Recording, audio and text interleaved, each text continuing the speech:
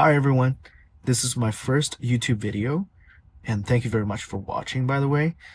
I'm hoping to use this channel to as a vlog or personal journal of a very special part of my life, which is personal finance and investment. I work full-time in finance, specifically in asset allocation, and what I realized was even for many full-time employees in finance, including financial advisors, they could have pretty messed up personal finance in their life, including myself. One example is during COVID time, I somehow got my savings account down to -$5, which I didn't even know was possible. Somehow I owed the bank $5, but that was an eye-opening experience. Luckily, I got my salary checks coming in a few days, so the liquidity crisis was resolved pretty nicely at the time. After that, gradually I got my mortgage, I got my car loan, I had a little bit of savings, so I started investing for myself. And it turned out like all the learnings in this journey was way more than what I acquired in terms of knowledge from college education and from the full-time job. So this channel is not from a guy who's in institutional investment firm coming here to teach everyone. I really wanted to just share what I went through, my learnings, and hopefully, even if the traps I got myself into could help you, I would be very, very happy.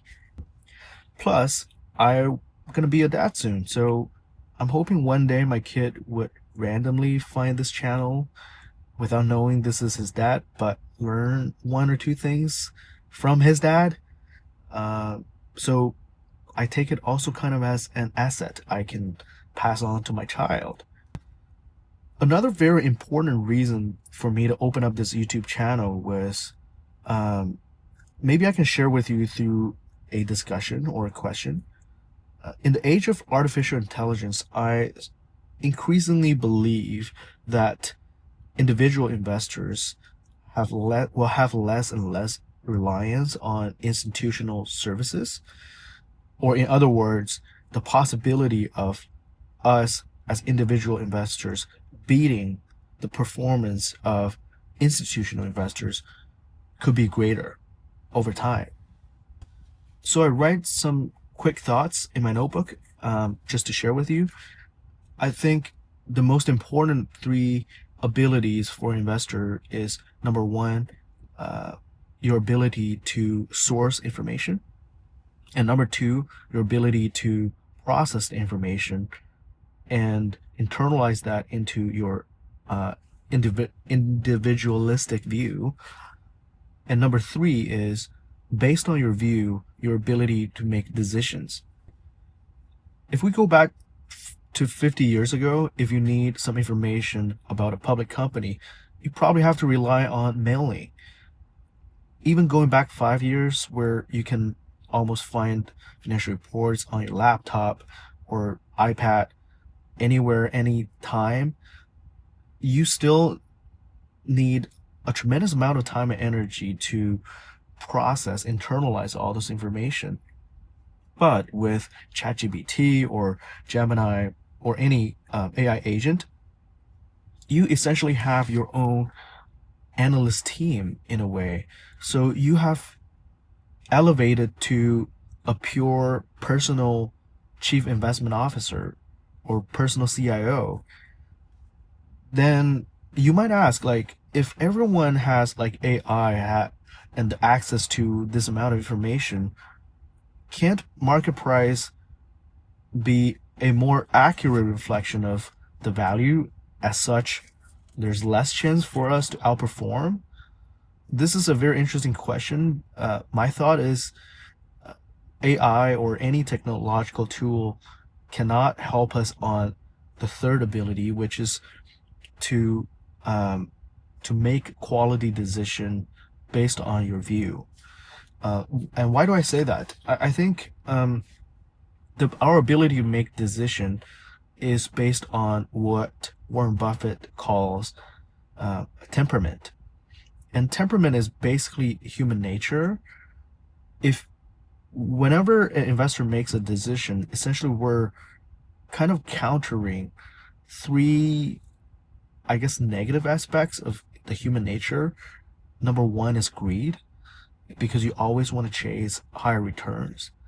And number two is fear, how you maintain resiliency uh, in turnaround situation or in negative environment, right? And number three is your intellectual curiosity. Do you have the grit to find the first principles in a lot of things? Because the information is out there, but if you're not that curious, you can't internalize it into your own intellectual system, right? So I don't think these technological advancement uh, could make market more efficient. Actually, it might be a magnifier of, the three, I guess, problems in human nature that we just discussed. So I think there's still a chance to create excess return outperformance, or we call alpha. But, you know, if you think about it, the people in the institutional investment firms, the retail investors, we're all human, so we're not different intrinsically. Then the first two abilities, which is the ability to source information and process information, I think the gap between the two groups of people is going to shrink over time and possibly to zero at one point in the future.